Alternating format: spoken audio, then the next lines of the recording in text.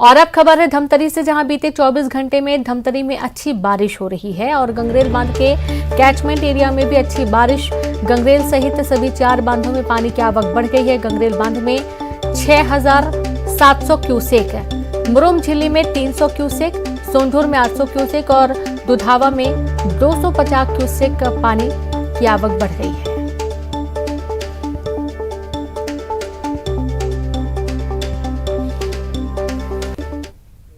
गुजरात के द्वारका में लगातार हो रही बारिश के चलते बोरवेल की भी छलक उठी है और एक खेत में बोरवेल से बिना मोटर के फव्वारे की शक्ल में पानी तेज रफ्तार से निकल रहा है।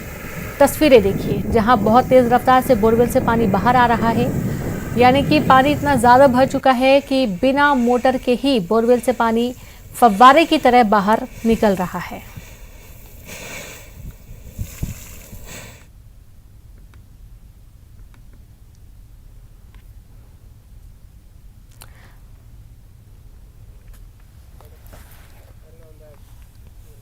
और अब बात करेंगे गुजरात से बड़ी खबर की, जहां राजकोट में भारी बारिश का कहर।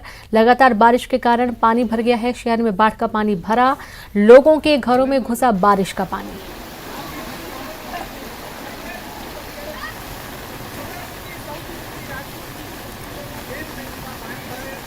तो ये तस्वीरें आप देखिए, जहां पर कमर तक पानी भरा हुआ है।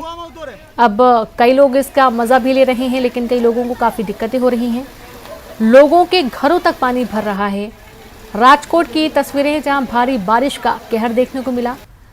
और यहां पर अब चूंकि इस तरीके से जब पानी भरता है, जाहिर सी बात है गंदा पानी भी मिल जाता है, बीमारियों का खतरा भी बढ़ता है। कई बार लोगों की जान पर भी बनाती है ऐसे हादसों के बाद। फिलहाल इस पूरे घटनाक्रम के दौरान देखा यह जा रहा है कि लोगों के घरों तक पानी भरने की वजह से सामान खराब हो रहा है, खाने पीने की सामग्री बर्बाद हो रही है। हर गली मोहल्ले में पानी ही पानी नजर आ रहा है। और अब बात गुजरात के नवसारी में अंबिका नदी उफान पर है। कई गांवों में पानी घुस गया है और ऐसे में बिली मोरा अमलसाड को जोड़ने वाले नेशनल हाईवे पर भी पानी भर गया है। इस दौरान बाइक सवार ने रिस्क लेते हुए उफनती नदी पार करने की कोशिश की, लेकिन इस दौरान बाइक पलट गई और बाइक पानी में बह गई। न्यूज़ 18 दर्शकों से अपील करता है कि वो ऐसा कतई ना करें, क्योंकि ऐसी जल्दबाजी में आपकी जान भी जा सकती है।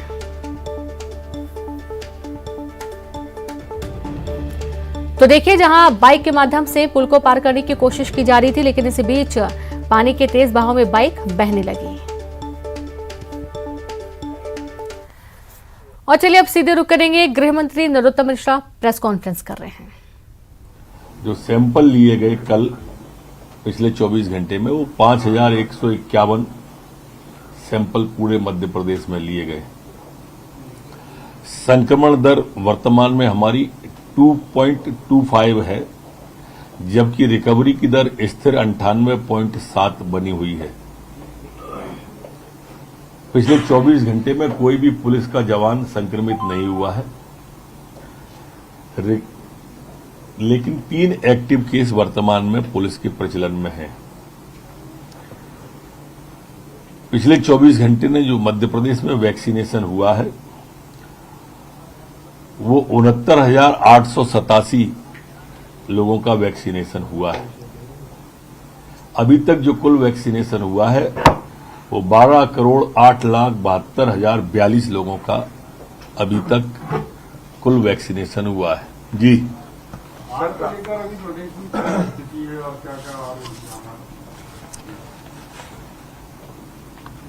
कल शाम से अभी तक जो बारिश हमारी 16 जिलों की है, वहां स्थिति पूरी तरह से सामान्य है, नियंत्रण में है। हमारी जो फोर्स है, चाहे वो पुलिस की हो, चाहे एसडीआरएफ की हो, होमगार्ड के जवान हो, सभी को अलर्ट मोड पर रखा हुआ है। मां नर्मदा और बेतवा दोनों के किनारों को भी हमने खाली कराने का बोला है और उन सबको भी अलर्ट मोड पर रखा है। टोल फ्री नंबर हमने कल जारी कर दिए। कहीं भी कोई दिक्कत जल भराव की, बाढ़ की आती है तो 1070 1079 ये 2 toll free number Madhya Pradesh के जारी किए हैं। आप सबसे भी प्रार्थना है कि इन नंबरों को थोड़ा लोगों तक पहुंचाने में हमारी मदद करें। 96 हमारी क्विक रिस्पांस टीम वर्तमान में एक्टिव है और लगाई गई है और 19 रिजर्व टीमें प्रदेश के अंदर बाढ़ की स्थिति पर लगाई गई।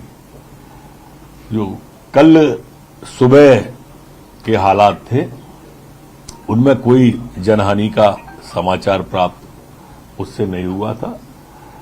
12 बजे के बाद स्थिति पूरी तरह से कल भी नॉर्मल हो गई थी। हाईटेक टेक्नोलॉजी का प्रयोग पूरी की पूरी इस सिस्टम में बाढ़ वाले में किया जा रहा है और एक राज्य स्तरीय बाढ़ नियंत्रण कक्ष भी बनाया हुआ है। मतदान को लेकर एक्सक्यूज दिया है उन्होंने और कहा है कि लोग नाराज हो जाते हैं।